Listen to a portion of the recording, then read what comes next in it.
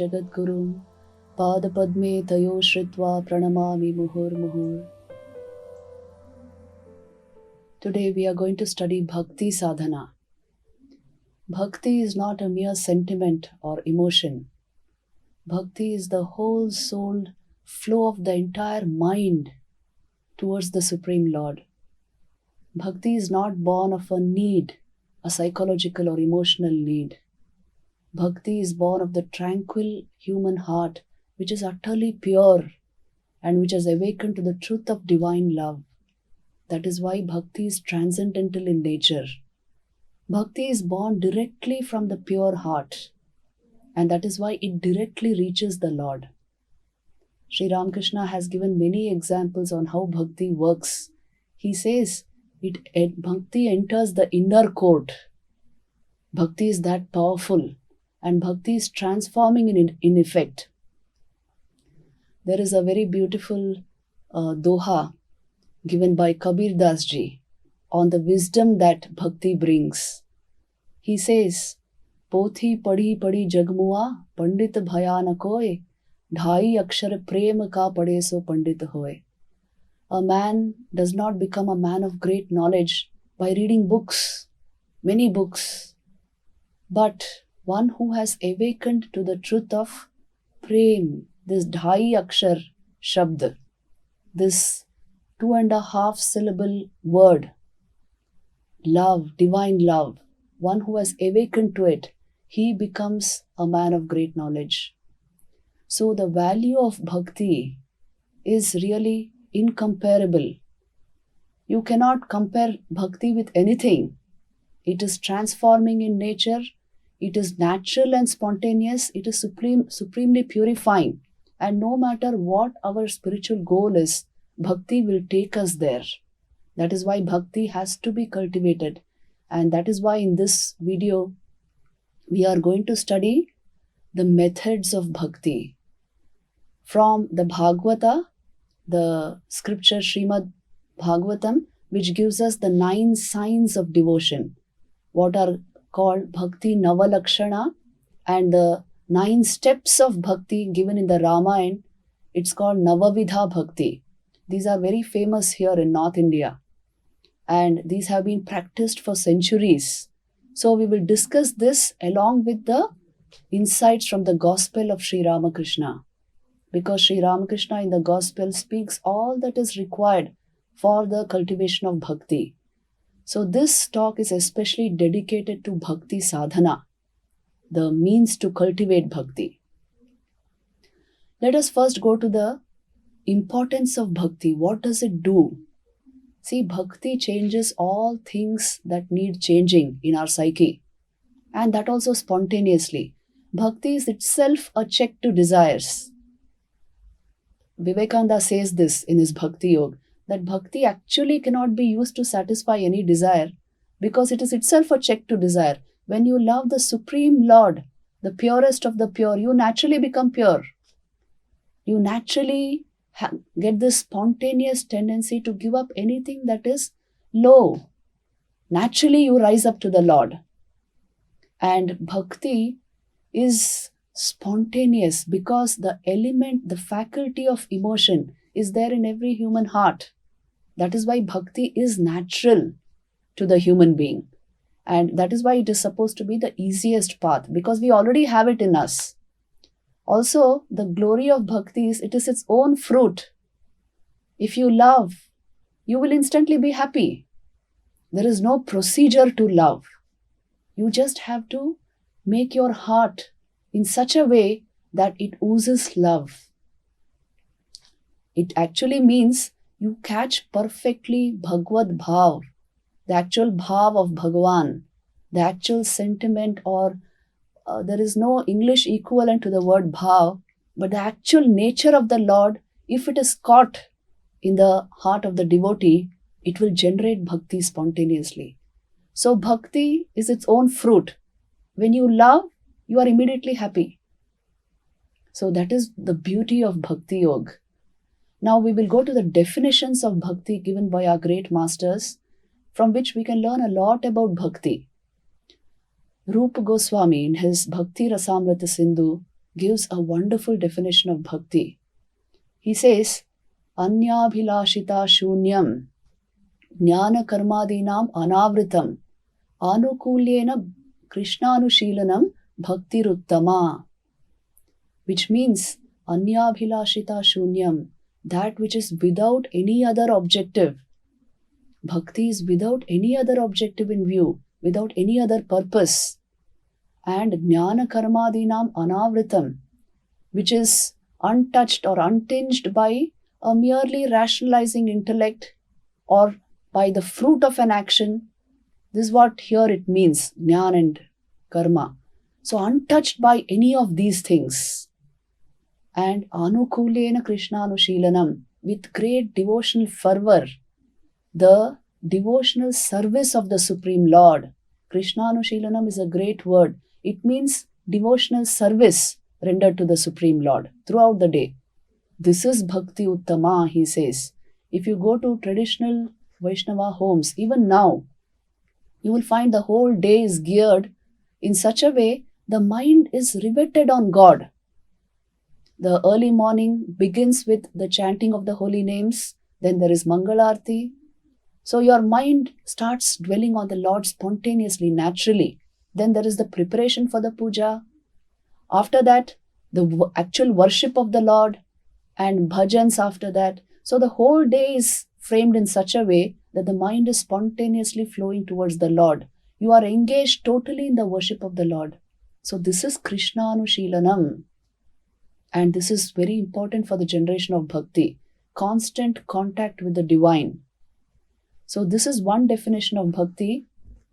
Then we have the beautiful definition of Madhusudan Saraswati. Shrutasya bhagavad dharmad dharavahikam gataha sarvesha manovrittaya bhakti iti abhidhiyate. When by hearing the glories of the Lord, the mind spontaneously flows like a dhara, like a river, you can say, towards the Lord, and without interruption, without break. That is Supreme Bhakti. Dharavahikam gataha sarvesha manovrittaya.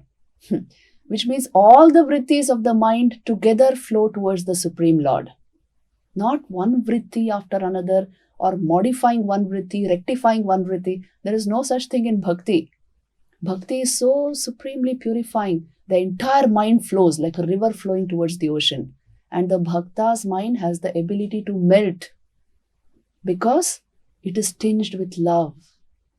So this melting mind completely flowing towards the Lord, this is bhakti, he says. What a beautiful definition. Then you have a very practical definition from the Narada Pancharatra. It says, Rishikena Rishikeshasya Sevanam Bhakti Ruchyate. Which means, Rishikena, through the senses, you worship the Lord of the senses. That is bhakti. If these very senses which draw us outward are employed in the service of the Lord, in seeing the Lord, in hearing about the Lord, in performing His work, then the mind will spontaneously flow towards the Lord, isn't it? And this is bhakti. It is devotional fervor and devotional service together. That is the best way of controlling the senses spontaneously and naturally. So this is another beautiful definition which the Narada Pancharatra gives us. Then we have Narada Bhakti Sutras, the supreme manual on bhakti. It says, Bhakti is sa parama prema rupa. It is of the nature of supreme devotion to the Supreme Lord. And what happens as a result? Yam labdhva stabdho bhavati, matto bhavati, atma ramo bhavati. The devotee becomes stabdha, which means still and wrapped in the Supreme Lord. Matto bhavati, he becomes intoxicated and inflamed with divine love. He becomes ecstatic. And atma ramo bhavati, he becomes self-contained, fulfilled within himself, because he has got the very essence of life. It's a completely all-fulfilling experience. So this is the beautiful definition of bhakti in the Narada Bhakti Sutras. Then, of course, we have Sri Ramakrishna telling us in the Gospel of Sri Ramakrishna, Bhakti Sar. It is the very essence of life. It is the highest manifestation of life. It is the purpose of life. And with these beautiful definitions, we know now what is to be actually cultivated in the mind. What is the human mind meant for? We will also now observe what should the devotee be like. Bhakti is to be cultivated, right? But what should the mindset of the devotee be like? This is also expressed beautifully by Sri Ramakrishna in the Gospel of Sri Ramakrishna. There he says, the Bhakta's mind has certain characteristics. What are these characteristics? He somehow is able to bring the dualities of life together in complete surrender of the divine. Sri Ramakrishna himself used to pray, Ma, ei now tomar dharma, ei now tomar adharma. Ei now tomar pap, ei now tomar punya. Amai shuddha, amala, ahaituki bhakti dav. Take your sin and sinlessness. Take your dharma and adharma, righteousness and unrighteousness. All I surrender at your feet, Mother. Give me pure, uncontaminated, unadulterated, ahaituki. Ahaituki means without any other object, without any other hetu. Give me this pure bhakti for you. So the bhakta is able to surrender the dualities of life at the feet of the divine. He does not mix himself up too much with these dualities. He is able to rise above them naturally into the realm of the divine. Because as long as we are mixed up or engaged deeply with these pairs of opposites in the mundane world, our mind will remain busy only with that. So he is able to rise above this through prayer, through worship. Then Sri Ramakrishna says, at another place he beautifully says that the bhakta becomes silent. The bhakta is able to assimilate instruction. He becomes quiet when he listens to his teacher's instruction.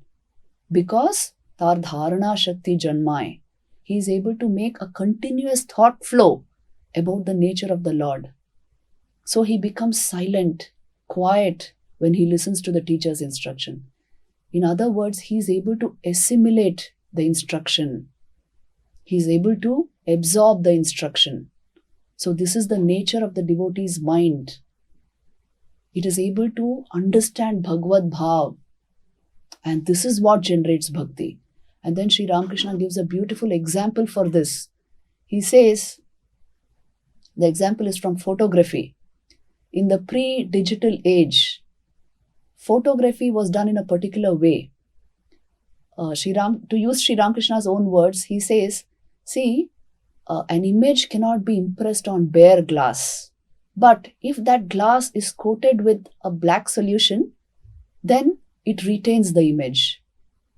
Now the black solution here is silver nitrate, which they would use to retain an image on glass. And that is how the devotee's mind, which is smeared with bhakti, it is able to retain the bhav of Bhagwan. It is able to retain the quality, the attributes of the Lord. It is able to conceive of the nature of the Lord. It is able to grasp Bhagavad Bhav. And this generates bhakti. So in today's digital age, we don't have this method of photography, but this was followed earlier. And it's a beautiful illustration to show the mind must be smeared with bhakti to be able to grasp the nature of the Lord. And it is a very important point in understanding bhakti. Then Sri Ramakrishna says, he is a devotee who has controlled his senses and subdued lust. The pure mind is required because it is trying to grasp the nature of the purest one. And the devotee naturally develops this kind of mind. Then Sri Ramakrishna says, the nature of the bhakta is he wants to eat sugar and not become sugar. Although he surrenders the dualities of life at the feet of the divine, he wants to taste the Lord in this mode. And that is why he retains bhakti bhav towards his object of devotion. He rises above the normal mundane pairs of opposites, but he retains his bhav towards the Lord whom he worships, sort of objectively. It may appear objective to us. Deep within him, he is united with the Lord because it is one bhav. Sri Ramakrishna used to say, the devotee, the Lord and the scripture are one and the same thing. Bhakta, Bhagavad, Bhagwan is one and the same thing in three different forms. So the bhakta is able to grasp the bhav of Bhagwan perfectly. So these are all very intense points on bhakti. If we actually meditate on these expressions of Sri Ramakrishna, we will understand the essentials of bhakti. So this is how the mind of the bhakta is required to be if we want to generate bhakti in ourselves. Now we will move on to the 9 signs of bhakti given to us by Srimad Bhagavatam, which is the scripture par excellence on bhakti. How is the Bhagavatam described? Nigama kalpataru galitam phalam. If Nigama, the Vedas, are kalpataru, the wish-fulfilling tree, then the sweet, luscious fruit of that tree is the Srimad Bhagavatam. Because it is about the Divine Lord. It is about bhakti. It is the sweetest fruit of that tree, of the Vedas. And here, in this scripture, in the 7th skandha and 5th chapter, you have the story of Prahlad, who was one of the greatest devotees of Lord Vishnu, and he will be teaching us the Nava Bhakti Lakshana, the 9 signs of devotion, the 9 features of devotion. So all of you most probably know the story of Prahlad, but briefly I will go into it. Prahlad itself means Prakrishtena Ahladayati iti Prahlad, one who gives great delight, great joy. This was the nature of Prahlad. He was so immersed in the consciousness of Vishnu that he gave joy to everyone around him. He was the son of Hiranyakashipu, who was an asura, who was a demon, and his wife Kayadhu. And Hiranyakashipu himself was the son of Diti and Kashyap. They had 2 sons, Hiranyaksha and Hiranyakashipu, and Hiranyakashipu's son was Prahlad. Now when Prahlad was still in his mother's womb, it came into Hiranyakashipu's head that he should perform great austerities and please Lord Brahma and get the boon of immortality from him. So then he will not die and he can reign forever on the Asuras. So he went for austerities and performed such intense austerity for a period of a few months that Lord Brahma appeared before him and said, my son, ask what boon you want. Hiranyakashipu said, please make me immortal. And Brahmaji said, that is not possible because it is against the law of creation. Whoever is born has to die. Ask for something else. Then Hiranyakashipu thought, and he decided upon something. He thought it is equivalent to immortality. He said, my lord, then make it such that I am killed by neither man nor beast, neither inside a house nor outside a house, neither by day nor by night, neither with weapons nor without weapons. With all these boons, Hiranyakashipu thought he is as good as immortal now. So when he was asking for these boons, in his mind was the perception that now my objective is achieved. And Brahmaji did grant him this boon. So he was jubilant, very happy, and he went back home. Now in the meanwhile, when he was performing his austerities and trying to get these boons, Indra attacked his kingdom. Knowing very well that Hiranyakashipu was not there, he attacked the kingdom and he ransacked the kingdom, drove away the asuras and took Hiranyakashipu's wife Kayadhu, who was pregnant with Prahlad. He took her with him because his purpose was he wanted to destroy the child in her womb. Why was this Indra's purpose? For the simple reason, he thought that this is the way he would end the race of Asuras. So he took Kayadhu with him. As he was going towards heaven, sage Narada intervened. and said, Indra, you do not know what you are doing. This child in Kayadhu's womb, he's a great devotee of the Lord. Don't even think of putting an end to his life. He is not like his father, and you will be amazed at his devotion. So allow him to live. As soon as he said this, Indra was shaken, and he thought, that's right. How did I think upon this? And he said, O sage, then I hand over Kayadhu to you. Please take care of her until her husband comes to claim her back. And thus Kayadhu went with sage Narada and lived in his ashram as his own daughter.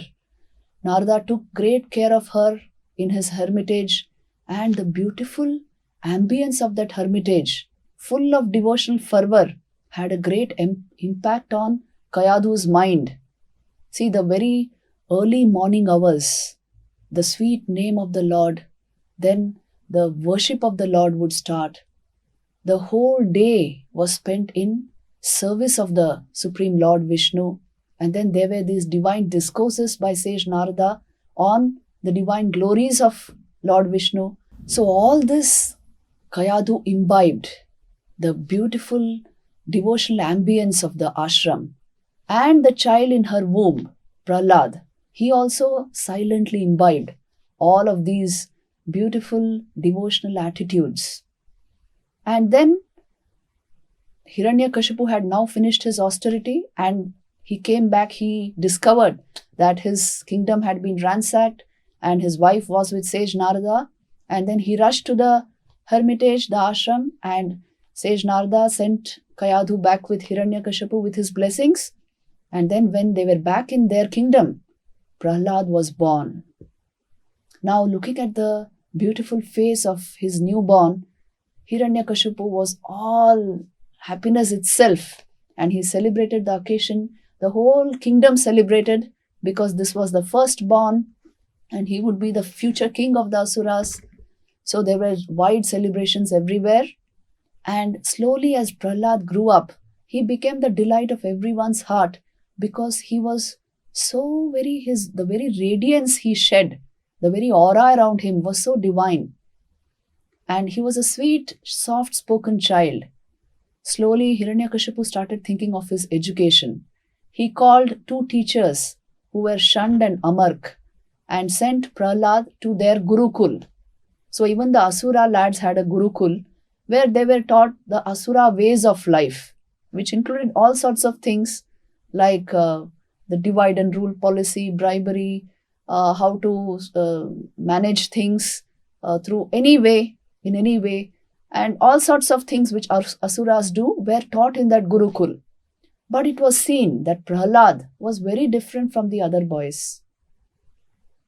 He was holy, he was pious, and all the other boys started respecting him, not because he was Hiranyakashipu's son, but because he radiated a bhav which was very different, very, you can say, un-asura-like. Not at all, not the least bit like a demon. And then the teachers thought that he was a strange phenomenon. And they would once in a while tell Hiranyakashipu how his son was growing up. But Hiranyakashipu would just brush it aside, saying that he is only a young lad, 5 years old. He will pick up everything in time. So one day he called Prahlad to him, and Hiranyakashipu made him sit on his lap and asked him, "My son, please tell me, what have you learnt?" And Prahlad said, "I have learnt that this whole world is pervaded by the Supreme Lord and He alone is to be worshipped." And Hiranyakashipu said, What? What do you mean? What else have you learnt?" And that is when Prahlad gave out this most, you can say, most important verse of the Srimad Bhagavatam, which is studied even today, which gives us the Nava Bhakti Lakshana, the 9 signs of devotion. The verse goes like this. It is the 23rd and 24th verse of chapter 5 of the Skandha 7 of Bhagavatam. Prahlad says to Hiranyakashipu, the question is, what according to you is the best learning? What have you learned? Prahlad says, Shravanam Kirtanam Vishno Smaranam Padasevanam Archanam Vandanam Dasyam Sakhyam Atmanivedanam Iti Pumsarpita Vishnu Bhaktische Navalakshana Kriyate Bhagavatyadva Tanmanye Adhitamuttamam. This I consider to be the best education. What? Shravanam, hearing the glories of the Lord. Kirtanam, singing the glories of the Lord. Smaranam, the memory of the Lord, thinking constantly of the Lord. And Padasevanam, the worship of the feet of the Lord. These I consider to be the most important part of education. Then he continues, Archanam, the worship of the Lord. Vandanam, bowing down to the Lord. Dasyam, the attitude of a servant towards his master, towards the Supreme Lord. And Sakhyam, the attitude of a friend, a comrade towards the Lord. And then he says, Atmanivedanam, self-surrender to the Lord. All these towards the Supreme Lord Vishnu, I consider this to be the real education. Now, the reaction to this we will study slowly later on, but let us dwell on this verse a bit.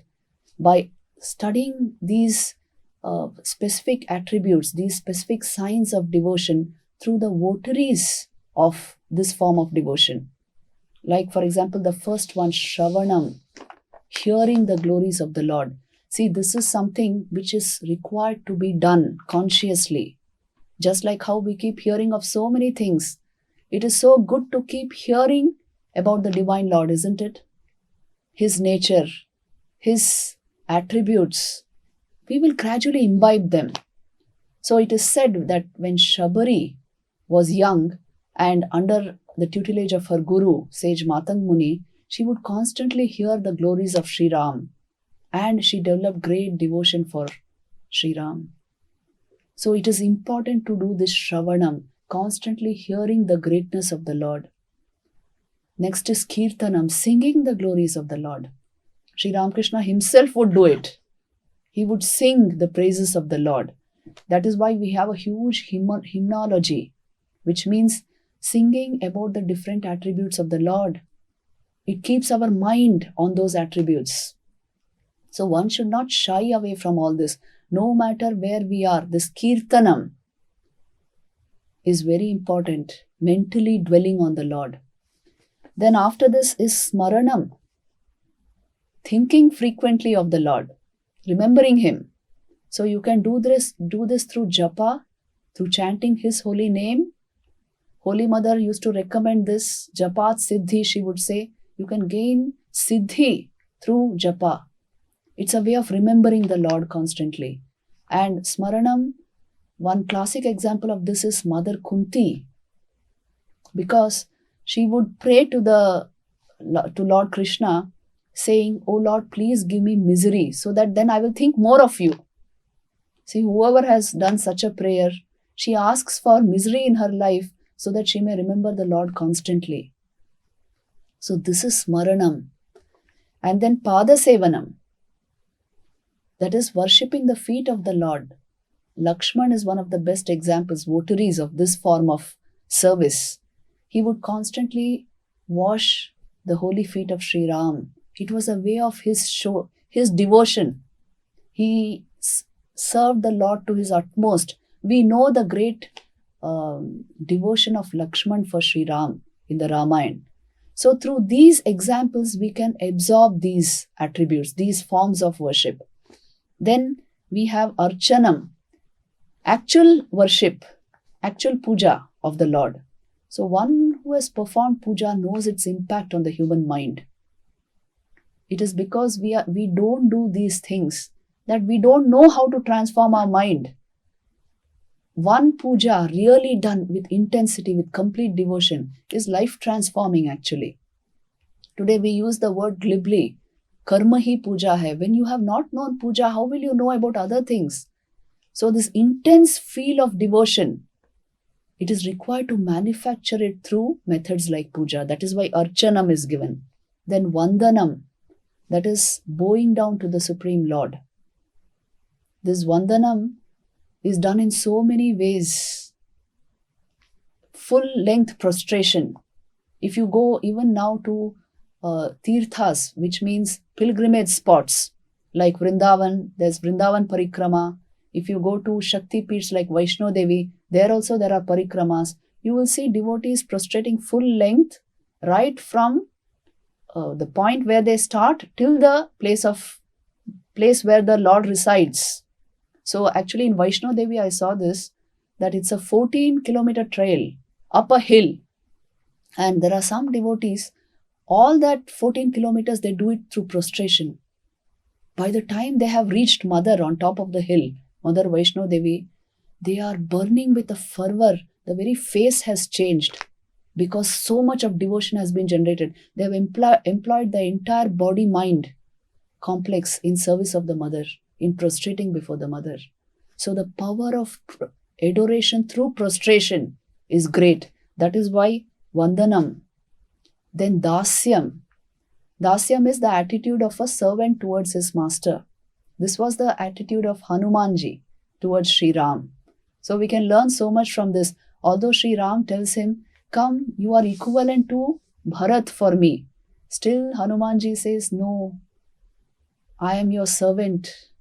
So there is no parallel in humility and service in the personality of Hanumanji. So this is the Dasya Bhav.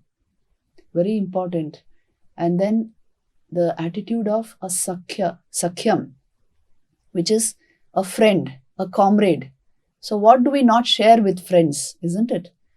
So this attitude towards the Lord generates a high degree of devotion and a closeness with the Lord. It is said in the Mahabharata that once Bhishma told Duryodhan just before the war that you are not going to win this war. And Duryodhan was very angry. He said, why not? And Bhishma said, see, I once went into the enemy camp. I went to the camp of the Pandavas and I saw that Arjun was keeping his foot on Krishna's thigh and trying to balance it there. And Krishna was trying to throw him off. They were playing like two friends and laughing and playing. So where there is such companionship with the Supreme Lord, you can be sure you cannot defeat that person. So this is Sakhyam, an attitude of complete comradeship, friendship with the Lord. So all of these attitudes are to be cultivated. This is Bhakti Navalakshana. Of course, the last one is Atmanivedanam, self-surrender to the Lord. Never is Bhakti complete without this self-surrender. The deep faith that I belong to the Lord and He is for me. I have surrendered to the Lord. So that Bhakta naturally develops this mindset. So these are the 9 forms of devotion to the 9 signs of devotion to the Supreme Lord. Now, as soon as Prahlad says this to Hiranyakashipu, Hiranyakashipu is red with rage. And he says, how dare you praise my enemy? And how dare you formulate all this in praise of my enemy? I will have you persecuted. And then starts the actual persecution of Prahlad. All the means employed are really, see, the father forgets that Prahlad is his son. Now he's an enemy because he praises the enemy of Hiranyakashipu. So he starts by throwing Prahlad down a mountain, pushing Prahlad down. So the servants of Hiranyakashipu take Prahlad up a mountain and throw him down from there. But the lotus hands of Lord Vishnu save Prahlad. And Prahlad actually miraculously is saved in every incident. Then he's thrown into the fire. Holika, who's supposed to be untouched by fire, sits with Prahlad on her lap in the fire. And Holika is burnt, but not Prahlad. This is the power of Prahlad's devotion. Then he is given poison to drink. But nothing happens to Prahlad. Snakes are let out on him, but they don't bite him. In fact, they bow down to him. Elephants are let free, rogue elephants, to trample Prahlad to death. But they again bow down to Prahlad. So in every instance, Prahlad is saved. And the Asuras really don't know what to do now. So they invoke a demon through a yajna. and the demon is supposed to be very ferocious and he's supposed to kill Prahlad, but he kills the Pandits who invoked him instead and vanishes. So Prahlad is untouched by anything and deeply immersed in thinking of the Lord. So when it comes to this now, finally, when nothing can touch Prahlad, Hiranyakashipu is all rage. And he comes to Prahlad with sword in hand and says, "Where is your Vishnu?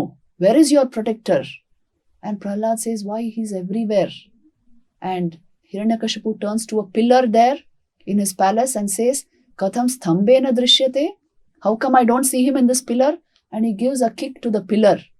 And out emerges the Narsimha avatar of Lord Vishnu.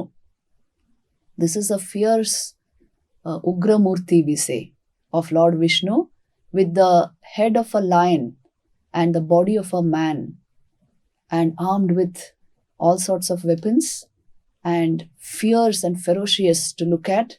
And he drags Hiranyakashipu to the threshold of that palace building and satisfies all the boons which Hiranyakashipu asked for.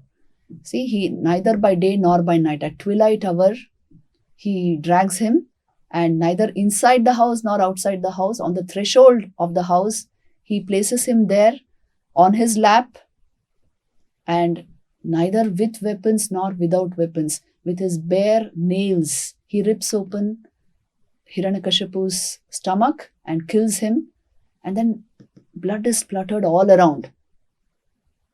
The devas, the gods themselves are scared looking at this form of the divine Lord. So they sent Prahlad to appease the Lord. As soon as Vishnu, in this form, Narsimha avatar it is called, when he sees Prahlad, he melts and he says, "My child, ask for a boon." Then Prahlad says, "My Lord, I am not a businessman. Like a businessman, I can't ask you for anything. I only want this much. If you want to grant me a boon, who am your servant, will accept this wish of yours. Grant me this much that I may be completely desireless. Grant me that I may never ask for anything. This is the boon I want." Look at the state of Prahlad's mind. "I do not want anything but you." And Hiranyakashipu is mightily, not Hiranyakashipu, sorry, Narsimha avatar is mightily pleased, and he blesses Prahlad. See, Holy Mother Sri Sharda Devi used to say this: if the mind is desireless, you will attain him right now. So this state of mind, so very important for bhakti, for the realization of the Lord, is being asked by Prahlad. So Narsimha avatar grants him this boon, and then Prahlad, for many years, he rules the kingdom very righteously with full devotion to the Supreme Lord. So this is the story of Prahlad and the story of the 9 features of devotion. We have a lot to learn from this story. Sri Ramakrishna used to say, these 9 signs of devotion you can see. Sri Ramakrishna gives this illustration. He would say, the nature, the characteristics of the Lord are seen in the heart of the devotee. How do you know the Lord is going to visit a devotee? Then he gives a beautiful example. He says, when you see the devotee's house being all cleaned up, getting clean, first you see that his hut or his small place, the thorns and bushes around his home are being removed. The forest is being cleared around his house.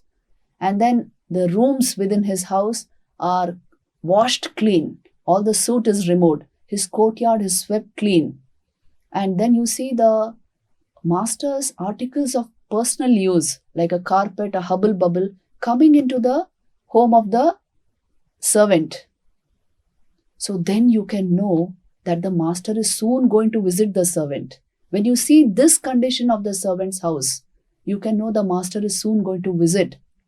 So also, when you see the Aishwarya of the Lord in the devotee, you can know the Lord is soon going to visit him. And what is that Aishwarya? What is that nature? Vivek, Vairagya, which means analysis, discrimination. and a deep devotion to the Lord, due to which there is natural disinclination towards worldly things, merely worldly objects, worldly bhavs, and great devotion to the Supreme Lord, right knowledge, compassion for all beings, daya, what is called. When you find all these in the heart of the devotee, when you see humility, when you see service mindedness, you can be sure that the Master is soon going to visit, that the Lord is soon going to visit the devotee. So, this is the Aishwarya of the Lord, which you will find in the heart of the devotee. So, it is such a beautiful way of telling us, showing us what we should cultivate in our heart to welcome the Supreme Lord. Now I move on to the Navavidha Bhakti. The next points which we will discuss are from the Ramayana. The Ramayana beautifully describes the Navavidha Bhakti, the 9 steps of devotion, especially the Tulsi Ramayana, which means Ramcharitmanas, and the Adhyatma Ramayana. So these two works have these very profound 9 steps of bhakti which were taught by Sri Ram to Shabari. Who was Shabari? Shabari was actually the daughter of a hunter. So when she was quite young, it so happened that because she was the daughter of a hunter, she would start collecting twigs, fruits from the forest, and the father thought she should be married away soon, and he fixed a marriage for her. But Shabari was not of that type at all, and she ran away from home. And she went to an adjoining forest where there was a hermitage, an ashram of a rishi called Matanga Muni. She started slowly cleaning up, serving that ashram in various ways. Like long before dawn, she would come into the ashram silently and sweep out the dry leaves, the twigs. She would collect branches for the yajnas of the rishi and stack them in a particular place. So silently she would render this form of service and she would disappear. Now the rishi saw it, and the other residents of the ashram also saw this service she was rendering, and they actually wanted to find out who is doing this. So one day they saw this little girl doing this long before dawn when they were immersed in their meditation. And then they brought this girl before sage Matang Muni, and he asked her, "My child, who are you? And why are you giving all these services to the ashram?" And Shabari was only a young girl then. She said, "My lord, I only want a life of devotion to the Supreme Lord. I am rendering all these services because I like the ashram ambience. Please bless me with initiation and give me a small place here where I can live a life of devotion and render service to the ashram." So then, sage Matang Muni blessed her, initiated her, and she started her great life of devotion. He initiated her into the Rama mantra, and he blessed her, saying, "In this very life, you will have a darshan, a vision of Sri Ram. Just wait and serve, and you will see him in this very life." So since then, Shabari every day started anticipating, imagining the coming of her Lord into her kutia. It is said that sage Matang Muni, after a few years, he left his body and he left his kutia also for Shabari's use.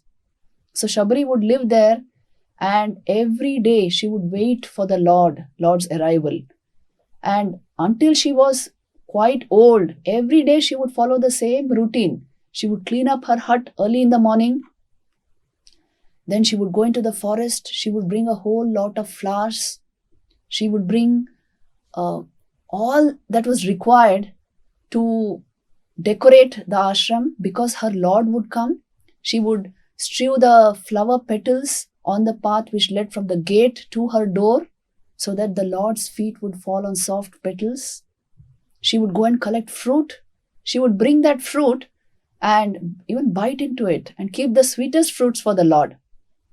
So she brought everything from the forest and kept it ready for the Lord, and then she would wait. Chanting his name, doing japa of his mantra, she would wait and keep gazing at the gate when the Lord would come. So she continued to do this until she was very old. And all the residents of the ashram would actually laugh at her and would say, "Why don't you do this when he comes? Why are you doing it every day?"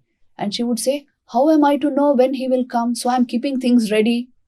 And so you see what a beautiful state of mind she generated when she was every day anticipating the coming of the Lord. So this is the beauty of Shabri's life. So even when she was old and tottering, she would keep doing this and keep watching the gate the whole day. My Lord is going to come. My Guru has said, Shri Ram will come. And one day the Lord came. Shri Ram came with Lakshman, and immediately he went towards Shabri's kutia.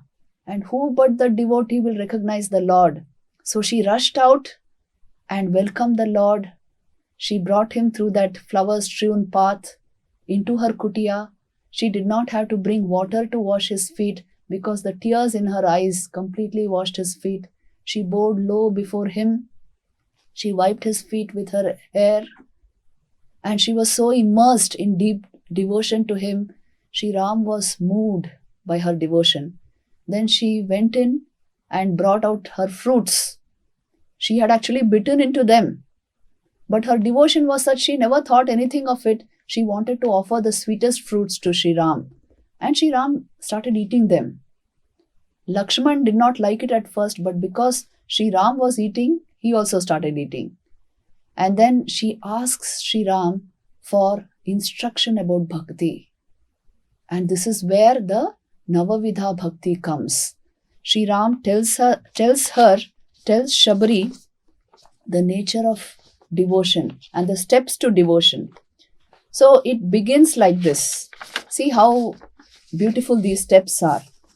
Navadha bhagati kahu tohi pahi savadhana sunu dharu manamahi prathama bhagati santana karasanga dusri rati mama katha prasanga, Shri Ram says. Now I will tell you the 9 steps of devotion. Listen to me carefully, mother. And she listens. He says, the first step of bhakti is sadhu sang, the company of the holy. Who is the holy man? He who is utterly pure in thought, word and deed. Purity gives that holiness to the personality. So this association with the holy is the first step to devotion. Then he says, Gatha Shravan, hearing the divine play of the Lord, hearing the divine attributes of the Lord, so that they are firmly fixed in the mind. The third step of bhakti is Tyaja Abhimana Guru Seva. You naturally give up egoism in all its ramifications, all its forms. And Guru Seva, the service you render to the teacher, to the Guru, it makes you all the more humble. It makes you capable of absorbing great knowledge. The fourth step is Nishkapat Gunagan, singing the glories of the Lord with a pure mind, with an uncomplicated mind, with a straightforward mind. The fifth step is Vishwas and Jap Nirantar, deep faith in the Lord, and Jap, which means chanting the name of the Lord continuously. So this is one of the most efficacious ways of realizing God.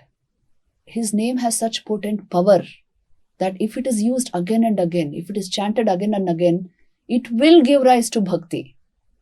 It will bring the Lord into our mind. The sixth step is Indriya Nigraha and Charit Ujjwal, which means control of the senses and hence a great character. See, here he is giving us the equation between character and self-control. A great character is formed when the Indriyas are held in check and directed deliberately towards the divine, seeing the form of the Lord, hearing the glories of the Lord. This is the purpose of the Indriyas. So this is required as a step towards the cultivation of bhakti. Then he says Seva and Man Tyag.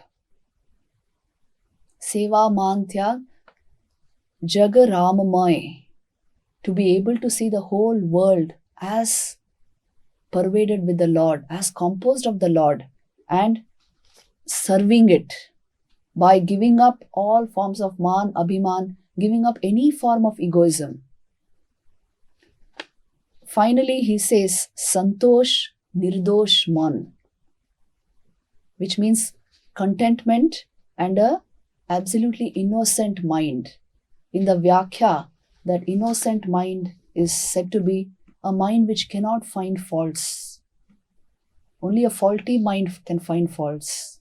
So this is such a faultless mind. It sees everything as Ramamaya. It sees only the Lord. It is all positive, all auspicious. Its nature has become like that. This is a step towards God realization. Such a pure mind. The final step is Saralata and Nischal Vyavahar. Simplicity and straightforward behavior. Spontaneous, natural behavior. There is no cunning in the devotee. There is no calculation in the devotee. Sri Ramakrishna says the same thing, Hishab Buddhi chale jaye. So this is a step towards the Lord. A simple heart full of devotion, full of humility and devotion. So these 9 steps of bhakti, Shabari hears with great intent, with great conviction. You see, these 9 steps are so very important that they are repeated in many Ramayans. In the Adhyatma Ramayana, the last 3 steps, there is a slight variation which I will just point out. The 7th step in the Adhyatma Ramayana is described as service of my mantra through repetition. So you serve the name of the Lord through its repetition with devotion. The 8th step is described as service of my devotees. So Vaishnav Seva is very important, which means serving the devotees of the Lord. Because they carry his bhav. They are not ordinary. So serving them is pleasing the Lord. The 9th step in Adhyatma Ramayana is investigation into my true nature. This is required. This is an essential step towards the highest bhakti. You see, here comes in the element of knowledge also. Sri Ramakrishna used to say, the highest devotion and the highest knowledge are one and the same thing. So in Adhyatma Ramayana, you find this idea. Once Sri Ramakrishna was asked, who is the greatest devotee? Sri Ramakrishna says, he who sees that God alone has become all this. These jivas, this world, these 24 cosmic principles, all is nothing but God, nothing but Brahman. Then he would also say, there are 3 classes of devotees. The ordinary class, the lower class, says God is up there somewhere in the heavens. The mediocre class says God is in our hearts. But the superior class of devotees say God alone is. Everything is nothing but God with a name and form. He is all that there is. They have understood the real nature of the Lord. So you see, devotion and knowledge, how they become one finally. They may appear to be different initially, but the final step is they are one. And you find this again and again in the in the Gospel of Sri Ramakrishna. So with this Navavidha Bhakti, Sri Ram tells Mother Shabari, Mother, even practicing one of these steps gains a devotee my grace, and practicing all of them will bring me to the devotee, as I have come to you. And Shabari is wrapped in tears of devotion. Then she tells Sri Ram how to find Mother Sita, because Sri Ram and Lakshman had come in search of Mother Sita, who had been abducted by Ravan. And she tells Sri Ram that he should approach Sugriv, and he will receive further instruction about the search for Sita through Sugriv. Then Mother Shabari tells Sri Ram, I would like to give up my body in your presence, so that I merge at my Guru's feet and continue my absorption in you. So in Yoga Sadhana, it is said that Mother Shabri gives up her body in Mahasamadhi, and this is the story of Shabri which teaches us the 9 steps to bhakti. See, bhakti is born in a fertile soil. Look at the minds of these devotees, so fertile, so that when the seed of the Lord's name falls there, immediately it takes sprout. Then they protect it from weeds of worldly bhavs through vivek and vairagya. They pour water on that sprout through sadhana. Sadhana is the water through which the sprout grows further. And the sunlight of God's grace is always there. It will quickly become a tree, and its fruit is bhakti. So the fertile mind, a refined, elevated mind, a pure mind, which has awakened to the truth of divine love, is very much required in Bhakti Yoga. And that is why that is to be aimed at. The last step of bhakti is always Sharanagati, self-surrender. I can't end this discussion on bhakti without our discussion on Sharanagati. In the Hari Bhakti Vilas by Srila Sanatan Goswami, you have the beautiful description of what Sharanagati means, what self-surrender to the Lord means. He includes 6 steps of self-surrender. So we'll just go through these 6 steps. The first is Anukulasya Sankalpaha. The nature of self-surrender is the devotee draws to himself, makes a sankalp of all that is anukul to bhakti, all that is advantageous to bhakti. He will naturally follow that. He doesn't even have to be told. He will naturally take it up. He's sensitive to that. The bhakta is very sensitive. Then Pratikulasya Varjanam, he says. Whatever is disadvantageous to bhakti, dangerous to bhakti, he will naturally give up. This becomes his nature. Then Rakshishyati iti Vishwaso. He has the deep faith that my Lord will protect me. He depends on the most dependable person in the world. He does not depend on worldly things. He has this deep faith that the Lord will take care of me. That is why a bhakta is not a worrisome person. He does not worry too much. His energy goes in devotion, not in worry. Devotion is a natural way to sublimate and transmute all of our emotions into supreme love for the Lord. How to get rid of worry and fear? Practice of bhakti. It's so easy. The fourth step is, the fourth type of surrender is, it's not type actually, it is the way of surrender. The fourth way is Gotritve Varanam Tatha actually means all of his needs are taken care of by the Lord. He does not have to think of his needs. He will render service to others, but not worry too much about himself, his family. He knows there is somebody who will take care of his needs. Then we have Atma Nikshepa. Here, this surrender to the Lord, and it reaches a certain height because he knows that whatever action he performs, he knows the fruit of that action is going to be given by the Lord. He may have a sense of doership, but he knows the fruit of that action is given only through the permission of the Lord. So finally, he knows the Lord is the doer. This is how he performs actions. That is why there is deep humility in him. So that is the last step, Karpanyam. Deep humility. Humility is the truth about the jiva, about our limited individuality, which is bound in this epistemic limit of time, space, and causation. This is the truth about us, that we are limited beings. So humility should be natural to us. In our real nature, we are born of him. We are of his nature. But currently, when identified with the body and mind, it is important to cultivate humility, to remain humble. Humility actually means unself-consciousness. So this is a characteristic of self-surrender, which the devotee practices towards the Lord. These are all very beautiful points actually. The nature of self-surrender is described here. There is one verse in the Bhagavad Gita, Ananyas chintayanto mam ye jana paryupasate tesham nityabhiyuktanam yogakshemam vahamyaham.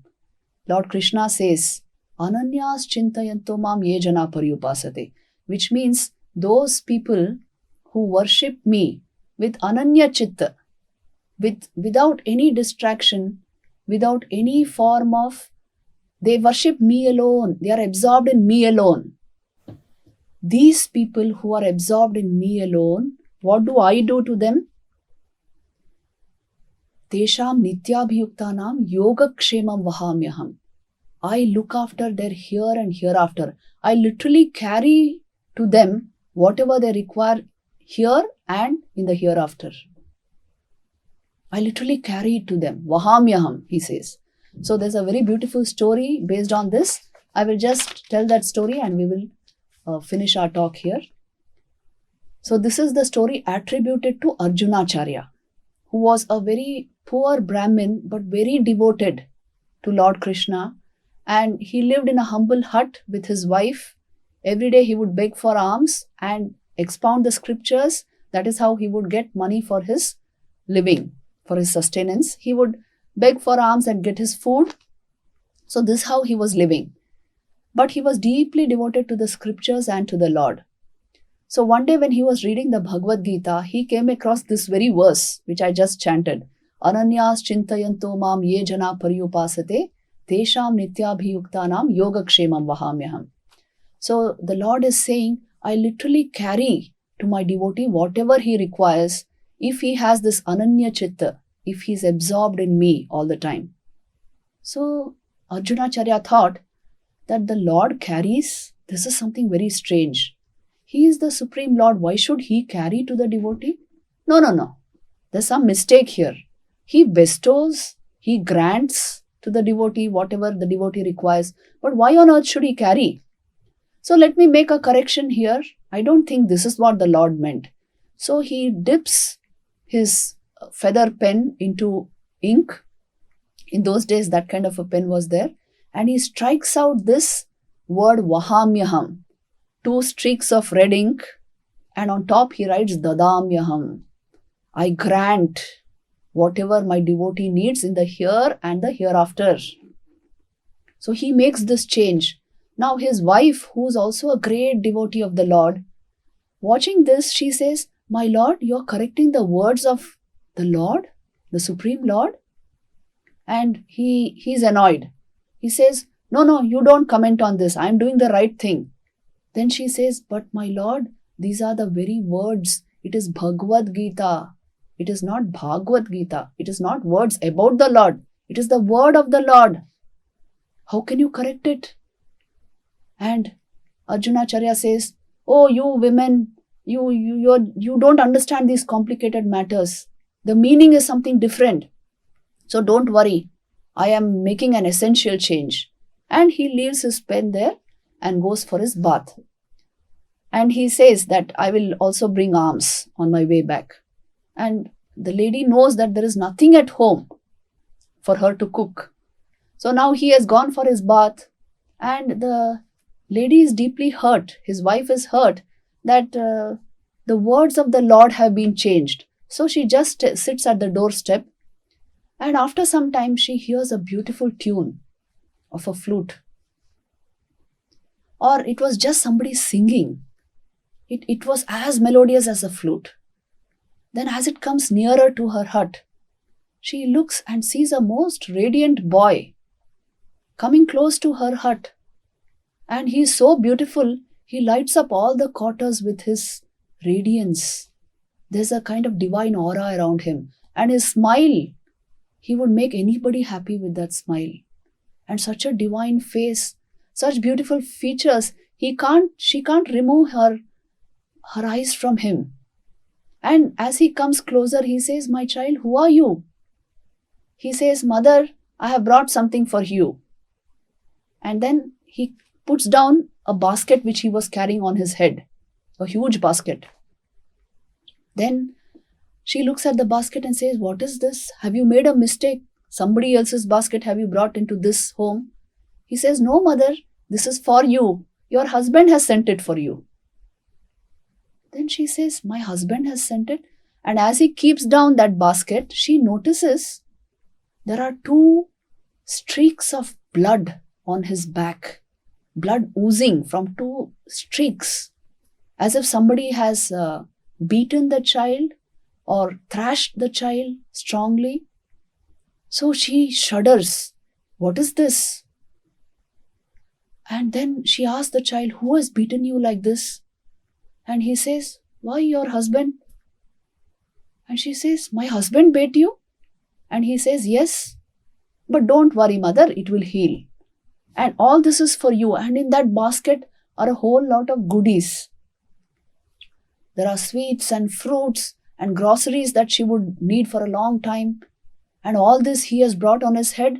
And then this kind of a thrashing on his back. And she's very pained.